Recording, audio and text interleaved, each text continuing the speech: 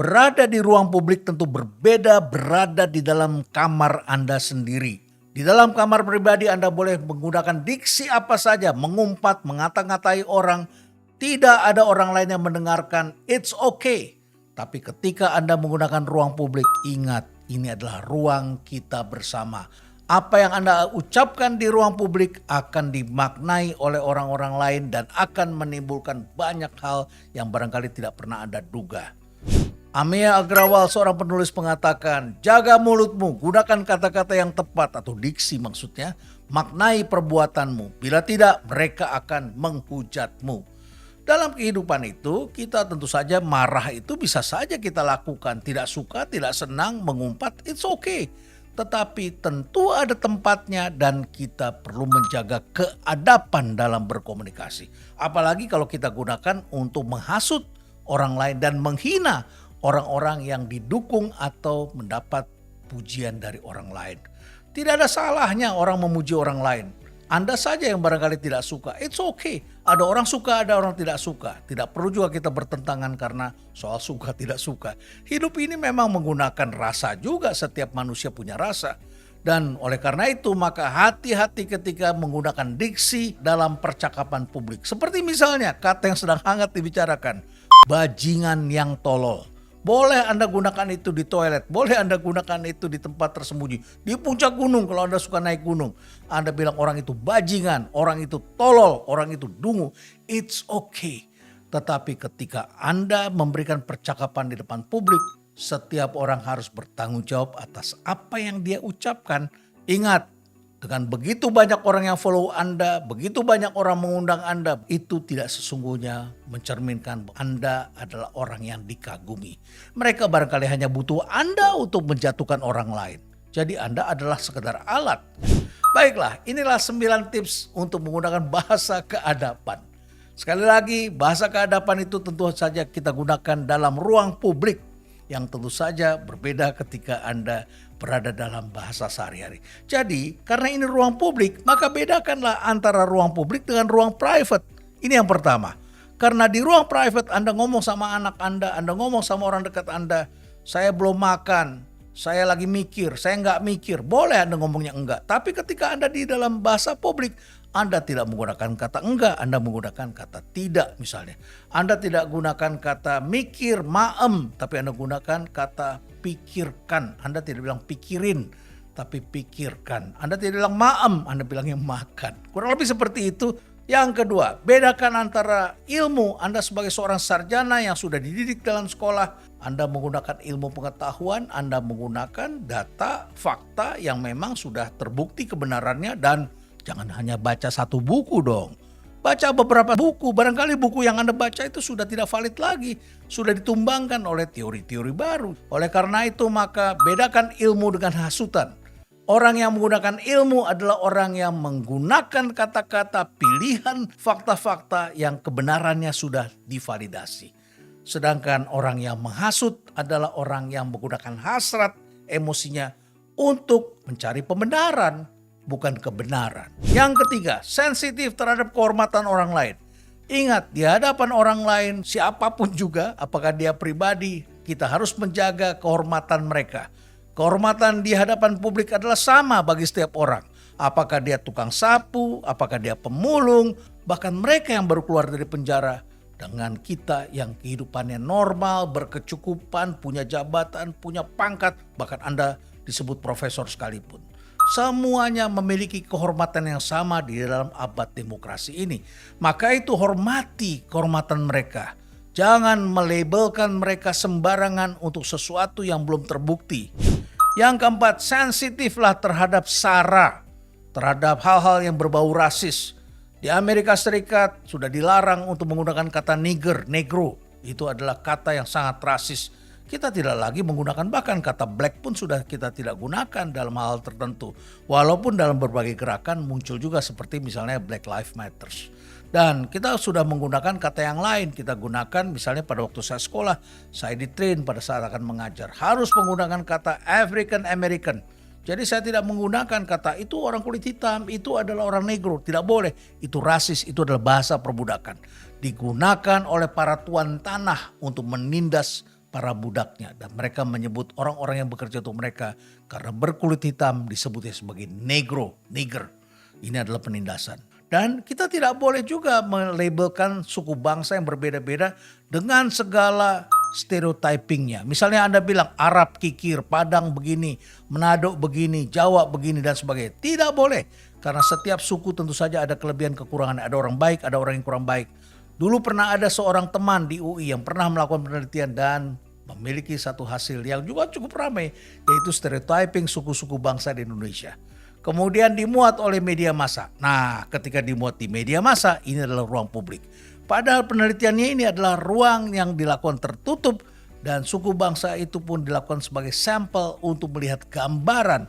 Tapi kalau ini diberikan kepada publik secara luas, ini akan menimbulkan keonaran. Pernah kemudian salah seorang senior saya ini diundang di salah satu rumah makan terkenal di Jakarta agar mempresentasikan hasil penelitiannya. Dan tentu saja orang yang mengundang ingin menuntut pertanggungjawaban karena ucapan kata-kata yang diberikan pada ruang publik seperti itu. Ini akan menyeret dia kepada ruang publik. Dan rektor yang bijaksana saat itu melarang itu dilakukan karena itu akan menimbulkan banyak keonaran. Jadi ruang publik itu jangan Anda lemparkan sampah yang menimbulkan keonaran. Bikinlah suasana menjadi lebih damai dan lebih menyenangkan. Yang kelima, sensitif terhadap gender. Ini adalah juga topik yang sangat penting. Kita tidak lagi menggunakan kata salesman, kita gunakan kata salesperson atau salespeople kalau orangnya banyak. Kita tidak gunakan kata chairman, kita gunakan chairperson. Memangnya yang bisa memimpin hanya laki-laki saja. Kalau dia perempuan bagaimana? Kan bisa saja. Maka kita gunakan kata yang lebih netral yaitu chairperson. Jadi jangan sampai kita kemudian menganggap dunia ini hanya isinya laki-laki saja. Karena di buku-buku teks masa lalu selalu ketika menjelaskan tentang human kita menyebutnya man. Man adalah begini, begini, begini. Nah sekarang sudah diganti dengan kata human. Human itu adalah sesuatu yang bersifat umum. Yang keenam, sensitif terhadap bahasa penindasan. Ingat kita pernah dijajah dan di era penjajahan itu banyak sekali kata-kata yang digunakan untuk menindas bangsa kita. Misalnya kata-kata yang sudah kita tidak pakai lagi adalah kata jongos, babu, dungu, otak dengkul, tolo, inlander dan lain sebagainya. Saya heran kalau masih ada orang yang menggunakan kata-kata itu. Barangkali dia terperangkap dan dia kurang kaya dengan diksi. Dia kurang sensitif, kurang memiliki perasaan. Dan biasa orang seperti ini ada masalah dalam percintaan mereka. Barangkali katanya. Karena bahasa mengajarkan orang untuk menikmati rasa cinta di antara sesama kita sebagai umat manusia. Yang ketujuh, sensitif terhadap simbol-simbol negara. Kita memang tidak hidup dalam suatu peradaban feodal, tetapi kita harus lihat bahwa apapun juga, siapapun juga, apakah dia individu atau pejabat negara atau ya pejabat biasa saja atau masyarakat biasa, semua punya kehormatan, apalagi dia itu simbol-simbol negara. Jadi kita bukan bermaksud feodal, tetapi bahasa menuntut kecerdasan sosial dalam penyampaian. Sosial itu bagaimana? Ya kecerdasan kita sebagai perekat bagian dari kehidupan bersama. Anda boleh cerdas dan bisa menyelesaikan segala sesuatu dengan cepat. Tapi keberhasilan Anda bukan ditentukan oleh itu. Keberhasilan Anda adalah bagaimana Anda bisa diterima dalam society. Sehingga Anda bisa memecahkan persoalan dengan lebih baik. Dan Anda menjadi pemersatu. Bukan pemecah belah. Yang kedelapan, sensitif terhadap jarak. Kita masing-masing ini berjarak. Tapi juga ada yang jaraknya dekat sekali. Saya dengan istri saya kalau ngomong sangat dekat, kita bisa tidur di tempat tidur yang sama, bisa bercakap-cakap di sana. Oleh karena itu pada orang yang sangat dekat kita bisa menggunakan kata darling, my lover. Tapi kita tidak bisa gunakan kata-kata itu pada orang lain yang terlalu jauh. Kecuali Anda adalah orang yang memang dikenal sebagai orang yang selalu berbahasa seperti itu. Nah oleh karena itu maka orang harus mengenal Anda, terutama pada jarak siapa, di mana Anda berada. Kalau Anda mengucapkan kata-kata misalnya anjing, kampret, sompret, asu dan lain sebagainya. Anda ucapkan pada teman Anda karena kaget dan kemudian Anda berteriak dengan mengucapkan kata itu. Bahkan Anda katakan janco, it's okay sepanjang itu adalah teman Anda sendiri. Barangkali orang di sekitar situ mengatakan, oh maksudnya adalah teman sendiri. Setelah itu kita lihat mereka toast bersama. Ini menunjukkan bahwa mereka adalah orang dekat. Tetapi kalau Anda gunakan di jalan raya karena Anda dipepet dan kemudian Anda buka jendela, ada orang melihat Anda melotot dan kemudian Anda buka jendela, Anda ancam mereka dengan gestur Anda yang tidak disukai dan Anda tidak kenal orang itu, maka Anda akan menjadi troublemaker. Kenapa begitu? Ya karena Anda tidak kenal orang itu dan Anda gunakan umpatan-umpatan yang ditafsirkan sebagai bahasa yang tidak pantas, bahasa penindasan. Jadi jangan gunakan hal-hal tertentu yang tidak pantas dalam kehidupan ini. Yang kesembilan, sensitif terhadap intonasi. Anda boleh jagoan orasi.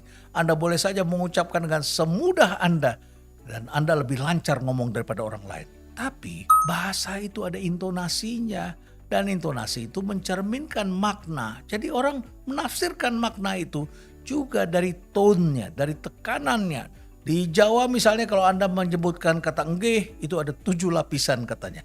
Saya tidak sanggup mengucapkannya karena berbeda-beda. Yang saya tahu ada orang yang mengatakan J, ada lagi orang yang mengatakan nggih.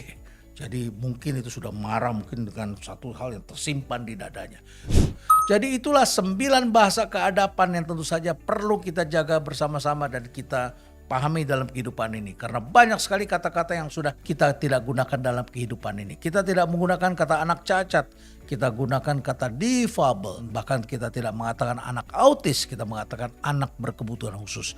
Kita tidak menyebut orang yang membantu atau bekerja kita di rumah sebagai jongos, babu, dan lain sebagainya. Kita menyebut mereka adalah pegawai kita atau ART di rumah kita. Jadi kita hargailah dalam peradaban ini. Nenek moyang kita dulu hidupnya di dalam goa sehingga kemudian semua orang yang dilihat di luar itu dianggapnya sebagai lawan. Oleh karena itu dulu mereka berlomba-lomba mengumpulkan tengkorak dari orang-orang yang dibunuhnya. Dan setelah itu kemudian disimpan di dalam goa persembunyian masing-masing. Betapa menakutkannya hidup dalam era itu. Tapi peradaban ini bergerak terus sampai kemudian kita mengenal bahasa, kita sekolah, kita mulai hidup menetap dan kemudian kita membuat perencanaan, kita mengenal Tuhan karena kita mencari Tuhan. Dan akhirnya peradaban dengan dunia yang dikenal sebagai agama mengajarkan storytelling, membuat kita menjadi lebih halus budi dan kita menggunakan kata-kata yang lebih indah. Nah, saya jadi teringat dengan PAUD dan taman kanak-kanak yang kami kembangkan di rumah perubahan. Di situ saya selalu diajarkan oleh para guru agar tidak menggunakan bahasa negatif. Seperti apa? Misalnya saja ketika anak-anak akan masuk dalam sekolah, saya tidak boleh mengatakan tidak boleh masuk. Saya harus mengatakan belum diizinkan. Guru-guru di PAUD dan taman kanak-kanak bersusah payah membangun diksi anak-anak agar anak-anak selalu berpikir positif dengan menggunakan bahasa-bahasa yang positif. Karena dengan mengenal bahasa positif katanya ini akan menghasilkan kecerdasan, membentuk manusia yang optimis, manusia yang tidak meledak-ledak atau mengalami kekacauan berpikir, melompat-lompat berpikirnya sehingga tidak menyelesaikan kehidupannya dengan baik dalam setiap tahapan kehidupan yang mereka lewati. Dan tentu saja bahasa positif ini akan mendorong manusia lebih kreatif dan lebih berorientasi pada proses, menciptakan kerukunan, serta tentu saja menjadi fondasi bagi kehidupan demokrasi. Akhirnya saya ingin menutup dengan apa yang dikatakan oleh seorang penulis buku yaitu Anton Chekhov yang pernah mengatakan bahwa manusia yang beradab adalah manusia yang respect terhadap orang lain, baik itu sebagai individu ataupun pada kedudukan mereka masing-masing. Sehingga kemudian orangnya menjadi toleran, santun dan bisa akur dengan orang lain. Mereka tidak membuat keonaran, huru-hara atau memancing gara-gara, menghasut orang lain agar menghadapi kesulitan, sementara ia sendiri lari bersembunyi ketika berhadapan dengan persoalan-persoalan itu dengan kemudian menciptakan opini-opini agar yang membantu mereka lebih banyak lagi. Dia tidak memiliki keberanian sebagai individu, tetapi dia bersembunyi agar orang lainlah yang menanggung resikonya. Orang-orang yang beradab tidak merampas milik orang lain. Demikian Anton Chekhov. Stay relevant.